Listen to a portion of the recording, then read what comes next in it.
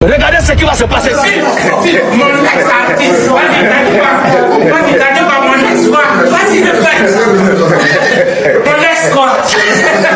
Mon ex-artiste. Voilà, mon ex-frère. Tokamara Malobaliboso, déjà tu. Fally Ipupa et Ferregola qui a plus rempli la salle de l'ING Arena. Depuis le concert de Ferregola qui était le 7 juin, Tomoni ba réaction zaki tellement sur internet, batubane ko tuna mingi nani asali ba plus ba chiffre koleka. Et on a même vu que ING Arena a répondu tellement il y avait beaucoup de messages, il a même répondu à Sali communique. Déjà les deux artistes basala qui plein, on peut voir que ce soit Fally ou bien Ferry basala qui plein, mais l'ING Arena et autres font la batoumi sur quelque chose où la plupart des personnes ba quitté bande ko ignorer sur ba plaque. Et j'espère que le débat y a plaque ici là. Maintenant tout le monde a apprendre que plaque et zalaka maison de production Mutuba Pesakango, donc plaque et outarani na salle. D'ailleurs même les artistes français au babé tarala salle na bango ya minene kuna on n'a jamais vu ba présenter ba plaque na bango et ça débat plus au ba congolais ba mimi, mais bon là maintenant l'ING Arena on peut dire que ada juge à Katili Kambango et j'espère que le débat y a plaque et l'Obama les sous-souté parce que tout le monde a appris que plaque et puis ça m'a la maison de production. Et surtout faut reconnaître Ferregola a montré sa puissance depuis l'annulation. Il y a Défense Arena où à Beta Quitté il y avait des gens ont essayé un peu de le dominer en disant qu'il avait vendu que 2000 et là vous voyez quelqu'un qui soit disant il avait vendu que 2000 et vous voyez maintenant là il a rempli une salle en Belgique surtout. Il a rempli une salle avec 15 000 personnes, soi-disant l'artiste est à Roka Côté KT et les preuves sont là, vous avez vu, dans la salle il y a 15 000, il a réussi à vendre et vous pensez que l'artiste ne peut pas vendre dans une salle de 40 000. Donc on est en ango kakabatu yolanate et on espère que à cause on a tous dans la Défense Arena pour montrer encore sa puissance et pas quand ça peut nous comme des tracteurs naé. Pour ce qui est de plein ou qui a fait plus que l'autre, et déjà moi je peux dire que déjà, bon, basé dans la configuration Moroté, vous pouvez aller vérifier. Et dans tous les cas, ce sont nos artistes congolais, ils font la fierté du pays et surtout à l'étranger. Bravo à eux, bravo à Ferré, bravo à Fally Ipupa. Ils ont fait une salle de capacité de 15 000 personnes. Ouais, ça c'est un qui fanatique, fanatique à Intel, dans la minute où tout le monde veut y être, tout le monde veut retrouver la communauté, tout le monde veut vivre une ambiance congolaise. Dans la minute où qui peut sauter. On a supporter nanité. Là, tu as la dernière minute. On a Sport, on a Twina, Kofi Phil, on a Wengemen, on a Warrior. Et les autres qui peuvent soutenir, tout le monde veut y être. Bon, on a Bableda, on a Tobakomara pour rien. Le mec il a Kinshasa, a Zasoyi Wapina Sima aéroport Anjili. A Somine moi Megan et a passé. Na se Amouye, na se Anzeta Manga Moui Makasi. Ana Nzana na Libumu.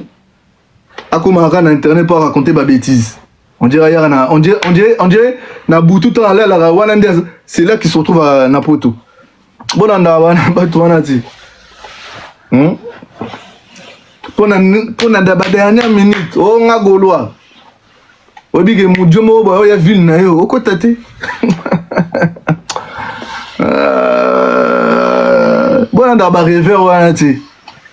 On a un problème, il y a Rolia. Il veut venir nous casser les oreilles avec ces histoires de Lambalia. Vous comprenez? Là, ok, mais les gars, bilobé.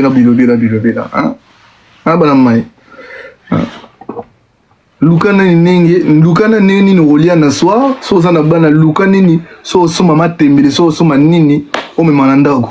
On est là au côté d'internet, so qui na mol nini, qui na squatter wifi à nani, to ibiti. En tout cas, biso samedi mon bondo. Ndomboli no koma Gaulois. Pour abino so komika maramba ferré, on ndomboli na za Gaulois. Pour into ezaki maramba wera, boloba kiteke non, ndomboli no za mutawera. Quand après ferré, toi pe na manga MPR, après MPR toi na Kofi. Pour aller bolo parce qu'il y a Kofi peut te retenir l'intensité hein. Tant Kofi au banda parce que nan to bandi vraiment te maramba Kofi. Alexis Wechiaga. Alexis Wechi, yo ba mela yo mabele pour que des poteaux. Alexis Wechi, ba mela yo mabele pour que des poteaux. Poteau bokenda avec condition. Biso, tozozwa ya volonté ya Nzambe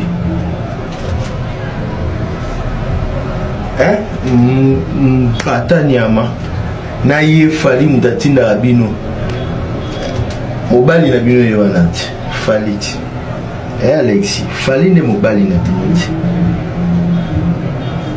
aniangolaka bino boyenda fo poto ya bandeko na ngai est-ce que bino yo mo Alexis weti so vandi pena boye olobaki okenda pota bien conscience donc keba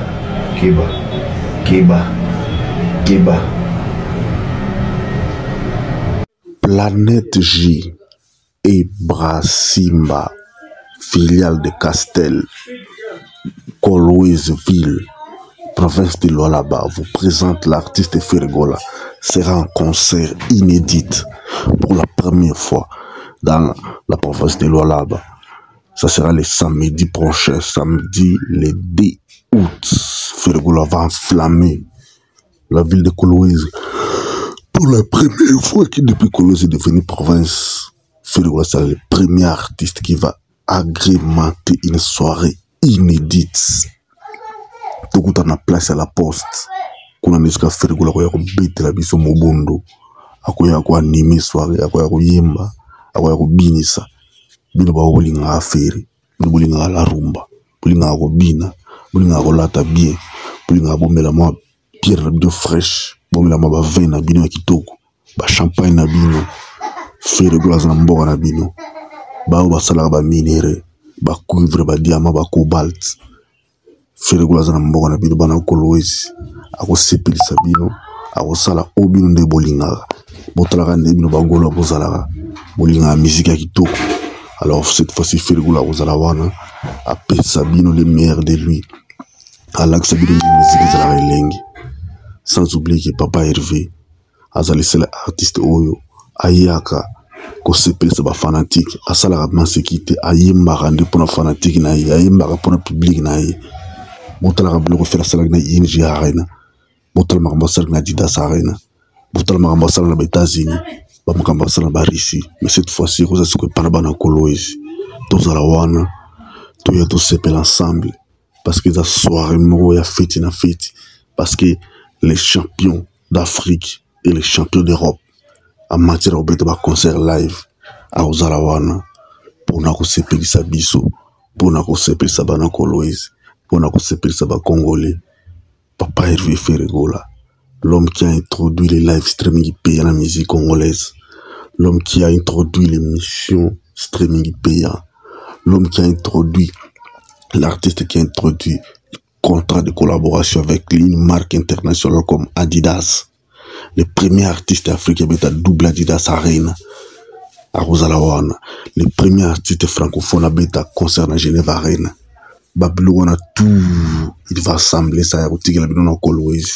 Et vous allez sengo mo ko sakanate boba golo bo milengila parce que Ferregola a ko sepeli sabino sepeli sanzoto etango zalina bomoyi il faut que beaucoup sepeli sanzoto na tongo zala bomoyi parce que Ferregola as artiste wa sepeli sa bat to as ba vivant